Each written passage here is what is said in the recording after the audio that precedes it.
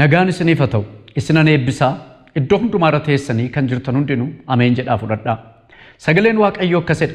Faarfannaa 78 lakkoobsa 23-25 utuma ta'uyyuu ol gararraadha duumessoota ajajee balbaloota Waaqaas hin bane. Maannaa akka nyaataniif isaaniif hin roobse. Buddeen akka nyaataniifis isaaniif hin kenne. Inni buddeen isaan quubsu Waaqarraa isaaniif hin erge.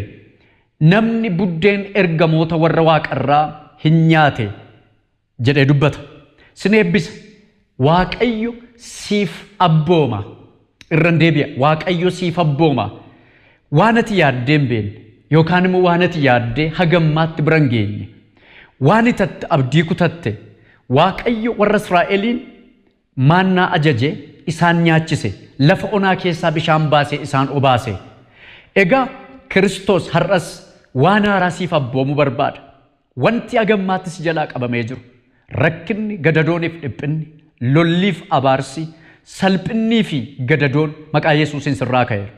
Waan qabamuu dide, waan tolesii jechuu dide, waan sii dhaga'uu dide, karaa hundumaa yaaltee, karaa hundumaa geggeessitee, karaa hundumaa utaaltee, hojjettee dafqitee bira ga'uu kan dadhabde.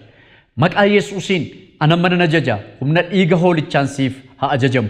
Siif haa abboomamu. Waan ati yaaddee eegdee hin beekne mana keetta ta'u, jireenya kee irratti ta'u, hojii kee irratti ta'u, bara keef tajaajila kee irratti ta'u. Ulfinni Waaqayyoo si haa argatu. Waaqayyo siif in abbooma. Irran deebi'ee jedhe. Waan si dide, waan ati yaadne, waan eegdees bira hin geenye, waan immoo eegaa jirtu Waaqayyo abboomee harka keetti kenneera.